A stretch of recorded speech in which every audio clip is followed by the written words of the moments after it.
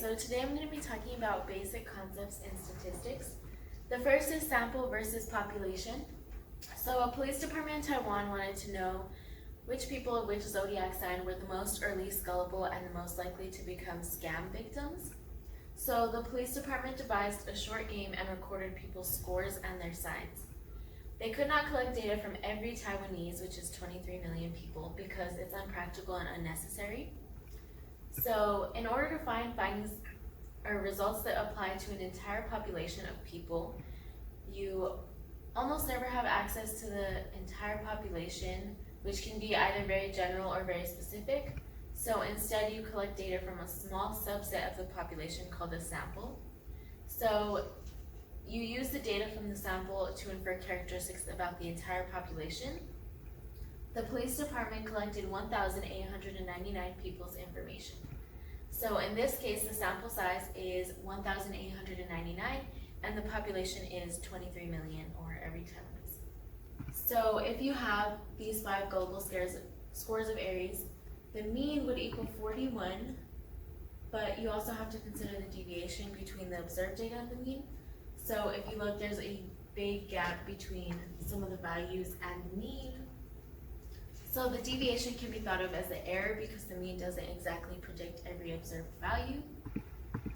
So to measure these errors or deviations, they thought maybe you could subtract the mean from each of the observed values. So if you were to take each of the values and subtract the mean of 41, you would get an answer of 0, because these numbers, in this case -9 and 9 would cancel each other out. -1 and 1 would cancel each other out, so you would get 0.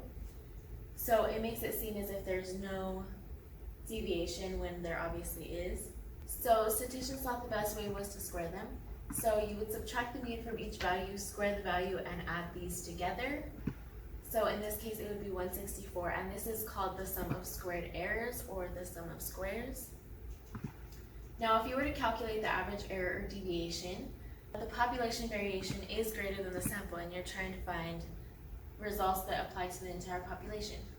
So if you want to know the average deviation, we use the value of n, but since the data from the sample is to infer characteristics about the entire population, you have to divide the sum of squares by n-1, and this is called variance, or s squared. So this n-1 is called degrees of freedom. If you were to think of an example, if there's 6 candies and 6 friends all want a candy, the first 5 would get to choose between different candies, but the last one would just have one option left. And so n-1 kind of represents the degrees of freedom in the population.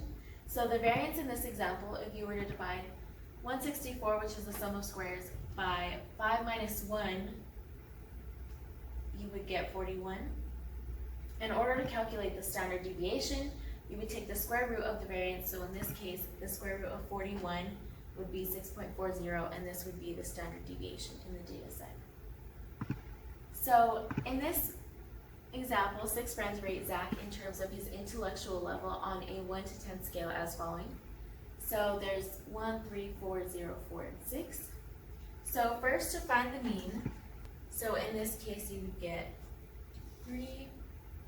So that is the mean. If you were to do the sum of squares, you would add, well, you would start with each value and you would subtract the mean, which is 3, and then square this, and then add the next value, subtract the mean, square it, and the next value, subtract the mean, until you subtracted the mean from each value and squared it. So if you were to take 1 minus 3, it would be -2, and -2 squared would be 4. If you were to take 3 minus 3, it would be 0, and 0 squared is 0. If you were to take 4 minus 3, it would be 1, and 1 squared is 1. 0 minus 3 would be -3, and -3 squared would be 9. And then 4 minus 3 would be 1, and 1 squared is 1. 6 minus 3 would be 3, and 3 squared is 9. So the sum of squares would equal 24. If you were to find the variance, you would take 24, which is the sum of squares, and divide by the degrees of freedom. So in this case, there's 6 data points in the sample, and you subtract 1. And so it would be 24 divided by 5, which is 4.8, and this would be the variance. And then to find the standard deviation, you would take this 4.8 and take the square root of it, which would be 2.19. And so this would be your standard deviation.